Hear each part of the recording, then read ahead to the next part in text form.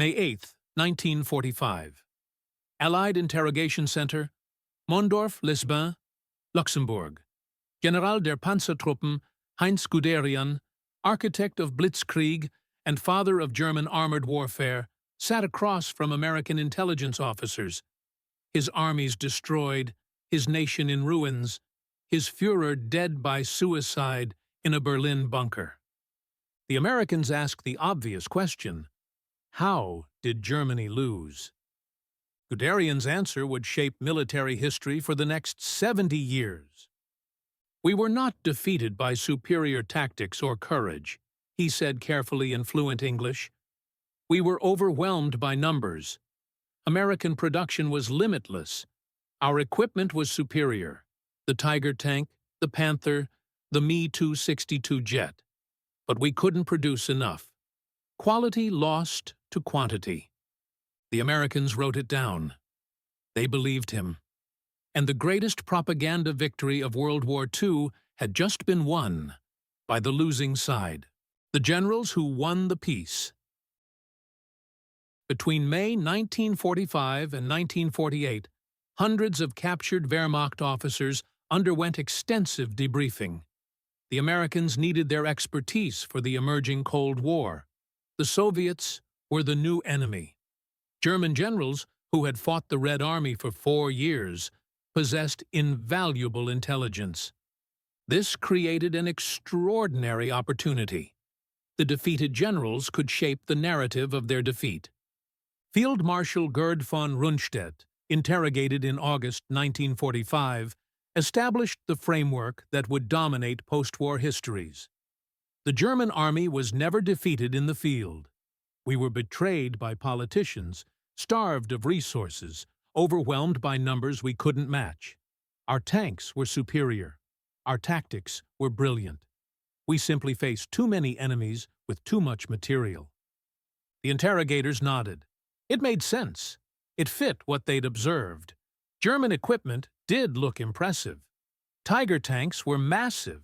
Panther tanks had excellent guns. The Me-262 jet fighter was genuinely revolutionary. What the generals carefully omitted was why this superior equipment lost the war. The over-engineering catastrophe.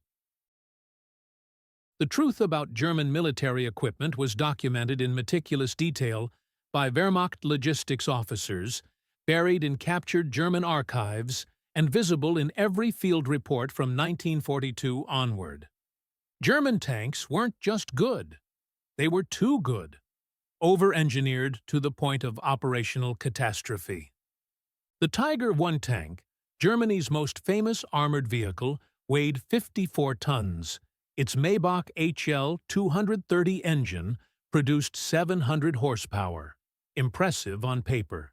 In reality, the Tiger's power-to-weight ratio was inferior to the American M4 Sherman. Worse, the Tiger's transmission was a nightmare. German field reports from the Eastern Front documented the disaster from the 502nd Heavy Panzer Battalion, October 1943. Of 9 Tiger tanks delivered to the front, 3 broke down during rail transport. 2 suffered transmission failures within 50 kilometers of combat operations. 1 broke through a bridge its weight exceeded ratings for. Only 3 reached combat positions. The Tiger's operational readiness rate, the percentage of vehicles actually capable of fighting, averaged 30 to 40%. For every Tiger in combat, 2 were being repaired. American Sherman tanks, derided by German propaganda as inferior, maintained 80 to 90% operational readiness. They were simpler, easier to repair, and far more reliable. The fuel-hungry monsters. German generals praised their equipment's power. They didn't mention its appetite. The Tiger tank consumed fuel at an astonishing rate, 1 to 2 miles per gallon on roads, worse cross-country. A Tiger's operational range was 120 kilometers before refueling, inadequate for the vast distances of the Eastern Front or the rapid advances required in France. The Panther tank, introduced in 1943 as Germany's answer to the Soviet T-34, was even worse. Early Panthers caught fire spontaneously due to engine overheating. Transmission failures were so common that German commanders assumed 50% of Panthers would break down before reaching the battlefield. Major General F.W. von Mellenthin, Chief of Staff of Panzer Army Africa, wrote in 1956, "Our tanks were masterpieces of engineering and masterpieces of impracticality. They required specialized fuel, constant maintenance, and parts we couldn't manufacture fast enough. The Americans built trucks that became tanks. We built sculptures that occasionally fought. The Sherman, with its radial aircraft engine, ran on standard gasoline and achieved 120 miles per tank, twice the Tiger's range on roads. More importantly, Sherman engines could be replaced in 8 hours by a crew with basic tools. Tiger engines required factory-level facilities and 40 hours of specialized labor. The myth of the wonder weapons. After the war, German generals particularly emphasized their wonder weapons: the Me-262 jet fighter, the V-2 rocket, the King Tiger tank. These represented German technical superiority, they claimed, if only resources had been unlimited. The Me-262 was indeed revolutionary. Germany fielded the world's first operational jet fighter in 1944. It was faster than any Allied aircraft, heavily armed, and genuinely intimidating. It was also a maintenance catastrophe. The Me-262's Jumo 004 turbojet engines had an operational life of 10 to 25 hours before requiring complete replacement. 25 hours. An Allied pilot could fly 100 missions in a P-51 Mustang on the same engine. A Luftwaffe pilot in a Me-262 needed 4 engine replacements for the same number of hours. The engines required specialized alloys Germany couldn't produce in quantity.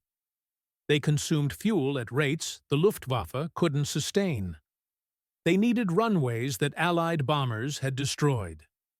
Most Me-262s were destroyed on the ground, immobilized by lack of fuel, parts, or operational runways. Of approximately 1,400 Me-262s produced, only 200 to 300 saw combat. The rest sat abandoned at airfields, technologically advanced museum pieces that couldn't fly. The transmission failures that lost the war. The single most devastating flaw in German armor wasn't firepower or protection, it was transmissions. German tanks used complex, precisely machined transmissions that were theoretically superior to Allied designs. In practice, they broke constantly. The Panther tank's final drive, the gearbox connecting engine to tracks, had a catastrophic design flaw. Under combat stress, particularly the rapid maneuvers required in battle, the final drive would fail. The entire assembly had to be replaced, requiring the tank to be shipped back to Germany. Captain Richard von Rosen, 6th Panzer Division, wrote in February 1944, "We received 40 new Panther tanks. Within 1 week, 17 were immobilized by final drive failures. The enemy didn't destroy them. Our own engineering did." American tank crews captured German equipment and tested it. Their reports were damning. German tanks are impressively armed but mechanically unreliable. The Panther we captured broke down after 50 miles. Our mechanics couldn't repair it. Too complex, required specialized parts. We abandoned it. A Sherman would have been fixed in 2 hours. The production numbers that tell the truth. German generals emphasized quality over quantity. The numbers reveal why this was disastrous. Total tank production, 1939 to 1945. Germany, 49,777 tanks and assault guns. United States, 88,410 tanks. Soviet Union, 105,251 tanks. But quantity alone doesn't explain German defeat. The types of production do. Germany produced Tiger 1, 1,347 units. Tiger 2, 492 units. Panther, 6,000 units. Panzer IV, 8,553 units. Each Tiger cost 300,000 Reichsmarks and required 300,000 man-hours to build. America produced M4, Sherman, 49,234 units. Each Sherman cost $44,556 and required 10,000 man-hours. Germany was building Ferraris. America was building Ford Model Ts. In war, Ford wins. The general's selective memory.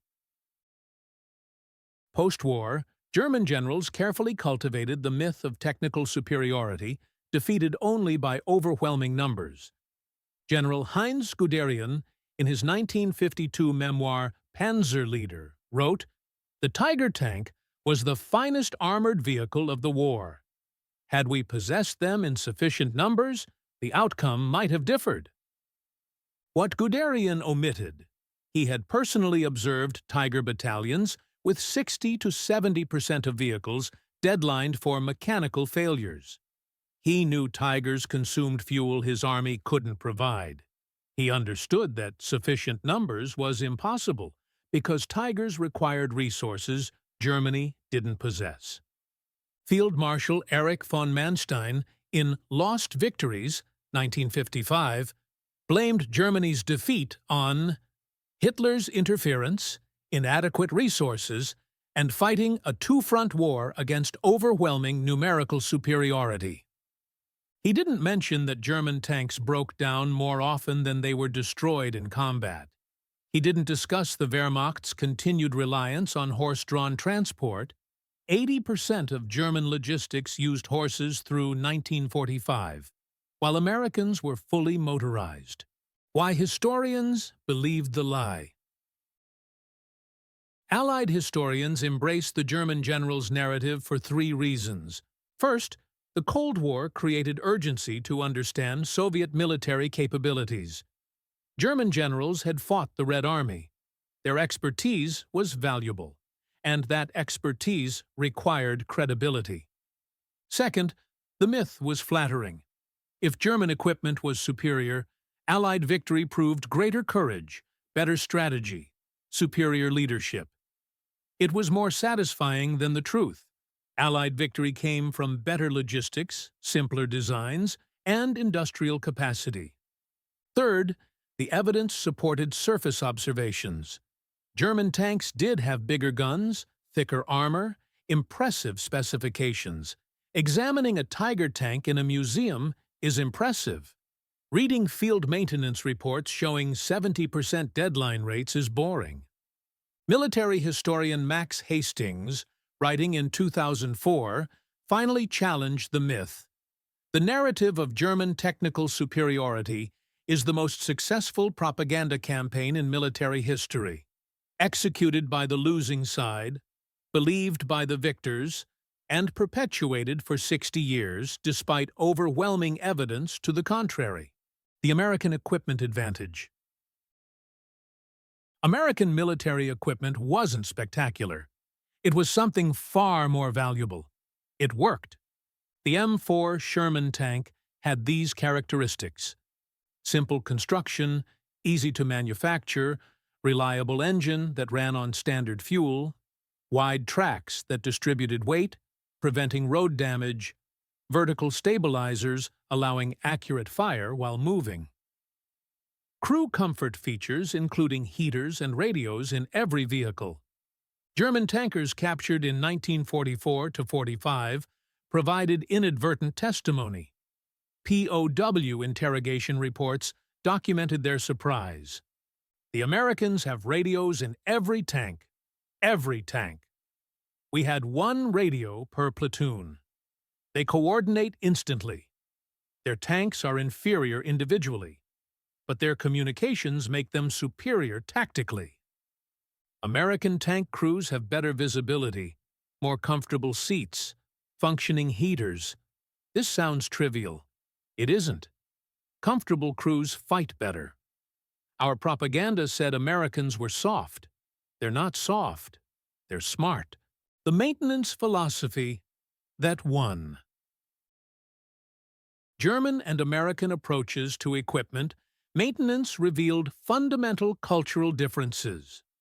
German doctrine: build superior equipment, maintain it meticulously, preserve it as long as possible.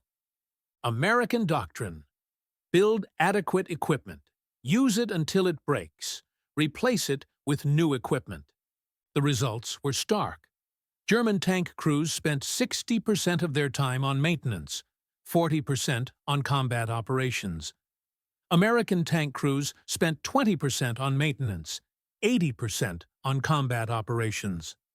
When a Sherman's engine failed, mechanics removed it with a crane, installed a new engine, and returned the tank to service in 8 hours. When a Panther's engine failed, the tank was transported to a depot.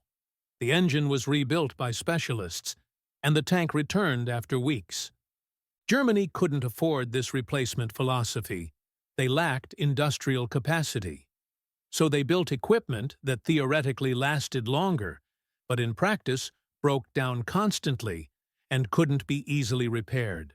The standardization failure. One factor German generals never emphasized: Germany's catastrophic lack of standardization.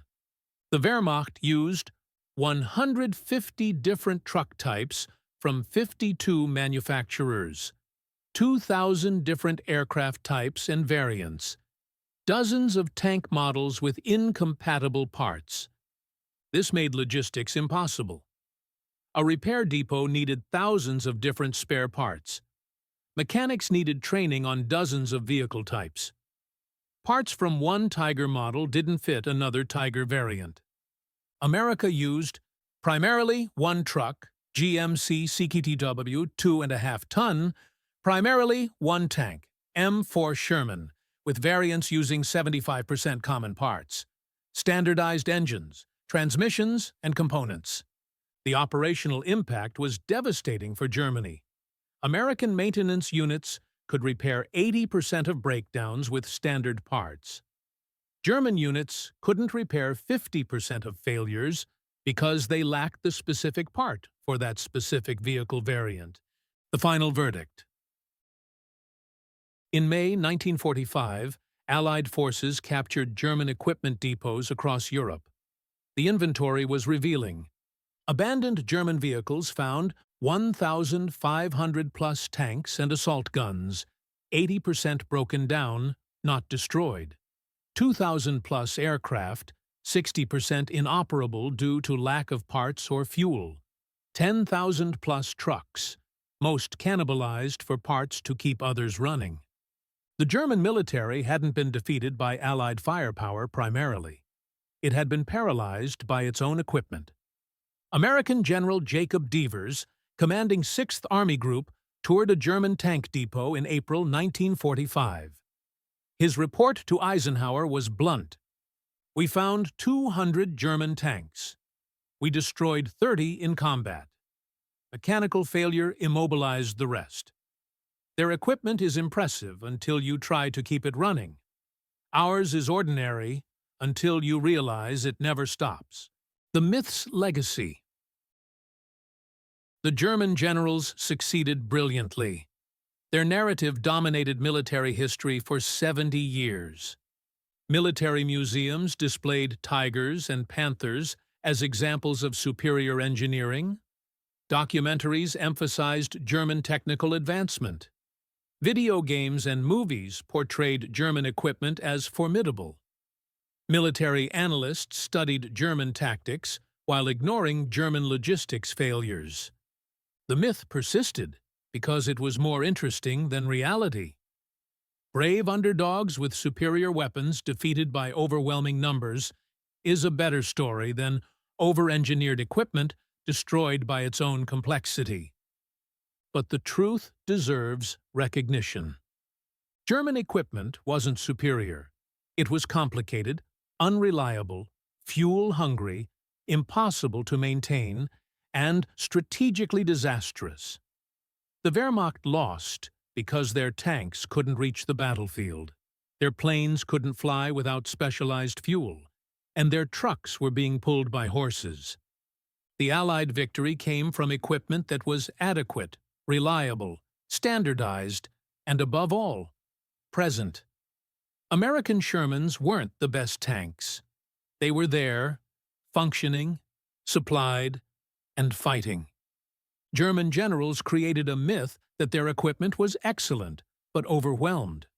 The truth, their equipment was their defeat. They built masterpieces that couldn't fight and called it superior engineering. The Allies built tools that worked and called it adequate. History records which philosophy won. Epilogue. The final admission. In 1979, former General Oberst Franz Halder, Chief of the German General Staff, 1938–42, gave a rare interview to a German military journal. Elderly, no longer seeking employment or reputation, he finally told the truth. We blamed our defeat on numbers, on Hitler, on the two-front war. These were factors. But the real reason? Our equipment was too good, too complex, too difficult to produce, maintain, supply. We built weapons for peacetime demonstrations, not for war. The Americans built weapons for war. Simple, reliable, numerous. When their tank broke, they got another. When ours broke, we needed spare parts from Germany that never arrived. We told ourselves our equipment was superior because admitting the truth was too painful. We had lost because we built the wrong things. Superior engineering that couldn't be supplied isn't superior. It's stupid. The Americans understood this. We never did. That's why they won. The interview was published in a military journal with limited circulation. Few noticed. The myth of German technical superiority was too established to challenge. But Halder's admission remains. The greatest equipment isn't the most advanced. It's the equipment that's present, functioning, and fighting. Germany built legends. America built victory. The difference is everything.